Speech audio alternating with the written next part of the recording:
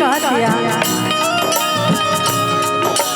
देख के दिलरवा ममता के अचरा मिला नल पेटी हो देख के दिलरवा ममता के अचरा मिला नल पेटी हो। आगे लड़की कह दिया माई से गुहार करके कि अब जैसन दीवानी माई हम तो हर तरह रे बेटे हमारा मेरा वो कमी देखब तो फिर हम कहाँ जाए पागलो ही होता है माई हिया तार बेटी हो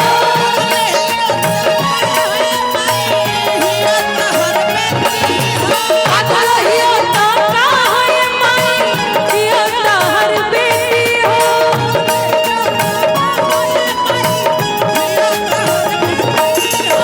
हमारा साथे साथे भगवान करे कि माता रानी के कृपा सब पे ऐसे ही बनैले रखा तबे हम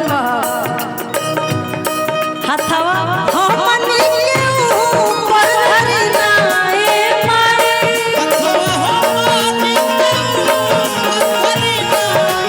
हथवा हमनी के दोनों पैर धरना ए माई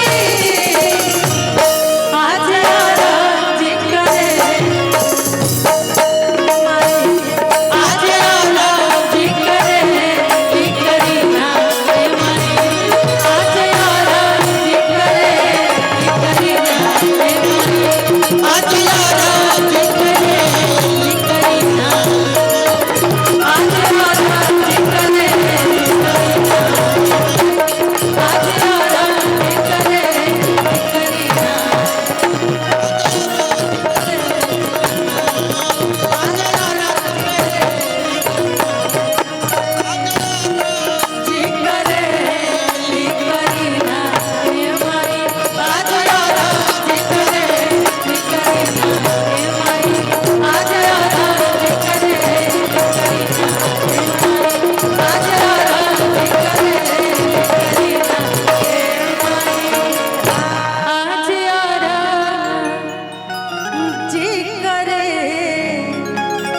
की करी ना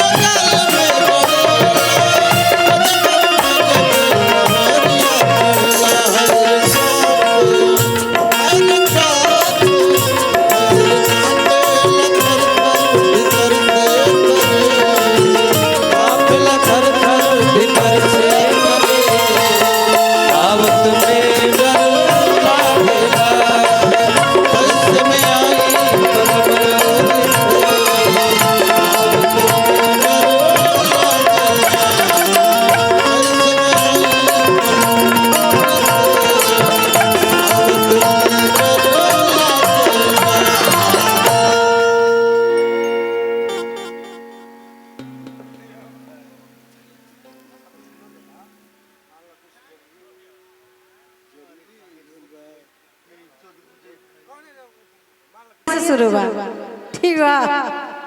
अच्छा देखिए इधर भी और सामने भी कुछ भाभियां बैठी हैं, बिल्कुल एकदम शालीनता से शांति पूर्वक बैठी हुई हैं और कितना अच्छा लग रहा है, पारिवारिक माहौल है। और ऐसे में मेरी सामत आई है जो मैं इनकी बुराई करूंगा, ऐसा हो ही नहीं सकता है, नहीं कर सकता ना। शक्ति का स्वरूप माना जाता है इनको। जीवन में जब कभी भी चारों तरफ से आदमी विपत्ति से गिर जाता है, इनकी शरण में जाता है। इसलिए ये चाहे, ये सच्चाई है, ये चाहे तो राक्षस के घर में भी भगवान का अवतरण कराती हैं। हिरण्यकशिपु के घर में भगवान का भक्त हुआ ना प्रहलाद, अगर ये चाहे तो भगवान के घर में भी, बड़े ब्राह्मण के घर में भी राक्षस का अवतरण हो जाता है। रावण का हुआ ना अवतरण, सब कुछ इनके ऊपर है। इसलिए जीवन में हम हो, आप हो, करीना जी ने कहा कि मैं इनकी बुराई कर रहा हूं, नहीं, ये भाभियां जो बैठी है ना इतनी शालीनता से, इतना आसान नहीं है। उच्च क्वालिटी के रिवॉल्वर में ही साइलेंसर लगा होता है, इतना समझिए आप। ये शांत है, यहाँ पे केवल शांत है, इस यहाँ से बाहर। अच्छा एक बात बताइए, अभी याद आया हमको, आप लोगों में से कितने सारे लोग जब कुंभ लगा तो गए थे नहाने? कितने लोग गए थे भैया? ईमानदारी से, झूठ नहीं बोलना है ना? गए थे? बस एक आदमी, और कोई नहीं गया? बहुत सारे लोग गए होंगे, लेकिन छुपा रहे हैं आप। गए थे? नहीं गए थे? गए थे ना? जो लोग नहीं जा पाए, एक उपाय है, वहां लोग गए थे किस लिए? संगम में डुबकी लगा के अपना पाप धोने के लिए, इसलिए ना गए थे लोग। गंगा मैया में पाप अपना धो लेते हैं। आपके पास एक विकल्प है, बड़ा रिसर्च करने के बाद पता चला, आप संगम ना नहा करके आप अपने घर में ही अपने सारे पाप अपनी पत्नी को बता दीजिए, आपको घर में ही धो देगी। आपको संगम जाने की जरूरत ही नहीं है क्या जरूरत? किसी को, ना हमको ना आपको, किसी को नहीं है। लेकिन आइए, हंसते मुस्कुराते रहिए। बड़े एक चीज मैं देख रहा हूं कि श्रोता तो आप सब अच्छे हैं ही, व्यक्ति भी अच्छे हैं, लेकिन बड़े शालीन, बड़ी कुछ आवश्यकता से ज्यादा ही आप सब शांत बैठे हैं। इसलिए कि पसीने की करो पूजा, गरीबी भाग जाएगी। अब धीरे धीरे मौसम में भी गर्मी आ रही है, तो आप भी थोड़ा गर्मी में रहिए। पसीने की करो पूजा, गरीबी भाग जाएगी। जरा सा मुस्कुरा दो, बदनसीबी भाग जाएगी। जो चेहरे पे हंसी होगी, पड़ोसन गाल चूमेगी। मुंह लटका के बैठोगे तो बीवी भाग जाएगी। ऐसे आदमी के साथ कौन रहेगा? रहेगा कोई? एक बार तालियां बजाओ आप सभी। हाँ, थोड़ा सा ऐसा हमें भी लगे। अब ये दोनों लोग गा रही हैं और ऐसा लग रहा है एकदम बिल्कुल खामोश आप सब बैठे हैं, ऐसी नहीं। अब चूंकि समय देखिए, अभी 10 बजा है, 2 घंटे के बाद, अभी जब आज का दिन बदल जाएगा, ये जो दिन है ना, फिर वापस जीवन में कब आएगा? क्योंकि ऐसी खुशियां ईश्वर बड़े संजोग के बाद, बड़े जब हजारों पुण्य कर्म एक साथ फलित होते हैं, तब ऐसी खुशियां आती हैं। आज आइए, इसको जीने का अवसर है, जितना भी जी ले हम आप, इसलिए कि समय बीत जाएगा तो फिर वापस नहीं आने वाला। आइए, मैं चाहता हूं कि जो लोकगीतों का ये दौर रहा है, बड़ा प्यारा रहा। कुछ और स्वर मंगल गीत भी होंगे, और इस बीच में अभी चूंकि मामा जी और कुछ रिलेटिव हैं, तो उनके स्वागत सम्मान में भी 1-2 गीत गाना लाजमी है और जरूरी भी है। इसलिए एक बार पुनः आप सभी हमारे साथ जुड़िए और आनंद के साथ बने रहिए हमारे बीच।